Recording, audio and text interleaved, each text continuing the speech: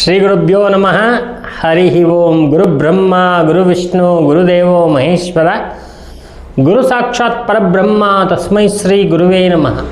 ಗುರುವೇ ಸರ್ವಲೋಕಾನಾಂ ವಿಷಜೇ ಭವರೋಗಿಣಾಂ ನಿಧಯೇ ಸರ್ವವಿದ್ಯಾನಾಂ ಶ್ರೀ ದಕ್ಷಿಣಾಮೂರ್ತಯೇ ನಮೋ ನಮಃ. ಅಂಧಕಾರದಿಂದ ಬೆಳಕಿನೆಡೆಗೆ ಕರ್ಕೊಂಡು ಹೋಗತಕ್ಕಂಥವನು ಗುರು. ಅದಕ್ಕೆ ಗುರುವೇ ಸರ್ವಲೋಕಾನಾಂ ವಿಷಜೇ ಭವರೋಗಿಣಾಂ ಅಂತ ಹೇಳ್ತೀವಿ. ನಮಗೆ ಅಕಾರ ಉಕಾರ ಮಕಾರ ಪ್ರತಿಯೊಂದನ್ನು ಹೇಳ್ಕೊಡ್ತಕ್ಕಂಥ ಶಕ್ತಿ ಇರ್ತಕ್ಕಂಥ ಏಕೈಕ ದೇವರು ಯಾರು ಅಂದರೆ ನಮ್ಮ ಗುರು. ಆ ಗುರುವನ್ನು ನಾವು ಗ್ರಹದ ರೀತಿಯಲ್ಲಿ ಪೂಜೆ ಮಾಡ್ತೀವಿ, ಗುರುಗ್ರಹ ಅಂಥೇಳಿ.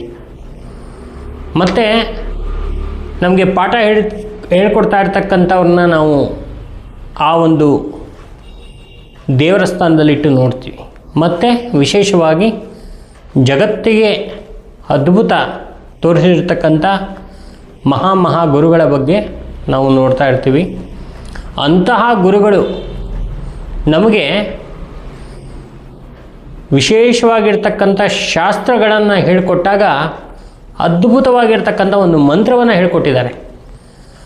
ಆ ಮಂತ್ರ ಜನಗಳ ಉಪಯೋಗಕ್ಕೆ ಬರಲಿ, ಒಂದು ವಿಶೇಷವಾಗಿರ್ತಕ್ಕಂಥ ಅನುಕೂಲ ಅನುಗ್ರಹ ಸಿಗಲಿ ಅಂತಕ್ಕಂಥ ವಿಚಾರದಲ್ಲಿ ಈ ಒಂದು ವಿಶೇಷವಾಗಿರ್ತಕ್ಕಂಥ ಒಂದು ಮಂತ್ರವನ್ನು ನಾನು ನಿಮಗೆ ತಿಳಿಸ್ತಾ ಇದ್ದೀನಿ ಈ ಒಂದು ವಿಡಿಯೋದಲ್ಲಿ.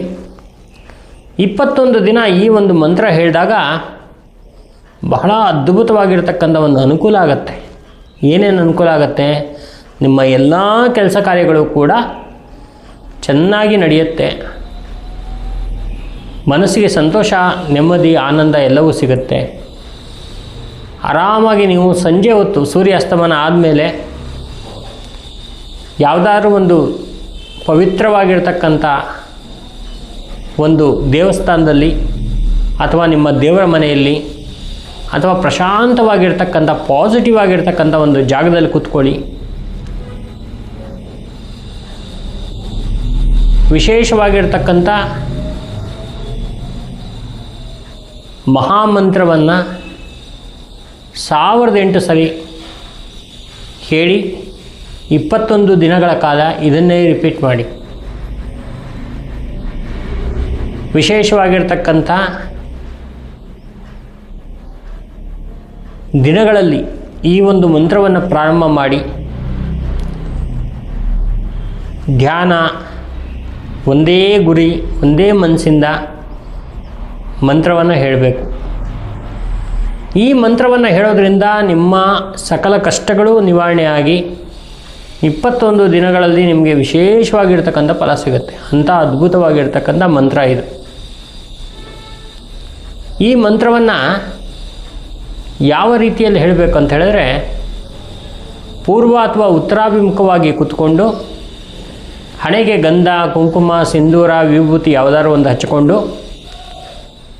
ಓಂ ಉಗ್ರಂ ವೀರಂ ಮಹಾವಿಷ್ಣುಂ ಜ್ವಲಂತಂ ಸರ್ವತೋಮುಖಂ ನಾರಸಿಂಹಂ ಭೀಷಣಂ ಭದ್ರಂ ಮೃತ್ಯೋರ್ಮೃತ್ಯು ನಮಾಮ್ಯಹಂ ಐಂ ಶ್ರೀಂ ಶ್ರೀಂ ಹ್ರೀಂ ಹ್ರೀಂ ಲಕ್ಷ್ಮೀನಾರಸಿಂಹಾಯ ಮಮ ಸರ್ವಸಂಕಷ್ಟ ನಿವಾರಣಾಯ ಐಂ ಶ್ರೀಂ ಫಟ್ ಸ್ವಾಹ.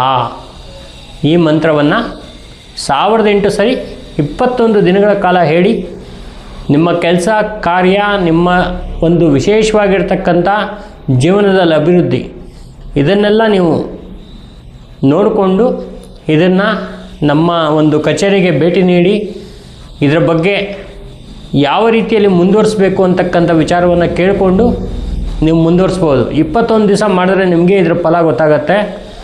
ಆಮೇಲೆ ನೀವು ನಮ್ಮನ್ನು ಭೇಟಿ ಮಾಡಿದಾಗ ಮುಂದಿನ ಒಂದು ವಿಶೇಷವಾಗಿರ್ತಕ್ಕಂಥ ಕೆಲಸ ಯಾವ ರೀತಿಯಲ್ಲಿರುತ್ತೆ, ಯಾವ ಉದ್ದೇಶಗಳಿಗೆ, ಯಾವ ಕಾರಣಗಳಿಗೆ ಇದನ್ನು ಯಾವ ರೀತಿಯಲ್ಲಿ ಇದಕ್ಕೆ ಮಂತ್ರವನ್ನು ಸೇರಿಸಬೇಕು ಮಾಡಬೇಕು ಅಂತಕ್ಕಂಥ ವಿಚಾರವನ್ನು ನಾವು ನಿಮ್ಗೆ ಹೇಳ್ತೀವಿ. ಯಾಕಂದರೆ ಇದು ಒಂಥರ ಟೆಸ್ಟ್ ಡೋಸ್ ಇದ್ದಾಗೆ.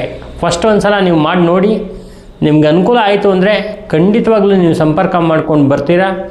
ಬಂದ ಮೇಲೆ ನಾನು ಈ ಒಂದು ಮಂತ್ರದ ಸಂಪೂರ್ಣವಾಗಿರ್ತಕ್ಕಂಥ ವಿಚಾರ ಮತ್ತು ಇದರ ಒಂದು ಸಿದ್ಧಿ ಹೇಗೆ ಮಾಡ್ಕೊಳ್ಳೋದು ಅಂತಕ್ಕಂಥದ್ದನ್ನು ಹೇಳ್ಕೊಡ್ತೀನಿ. ನಮಸ್ಕಾರ.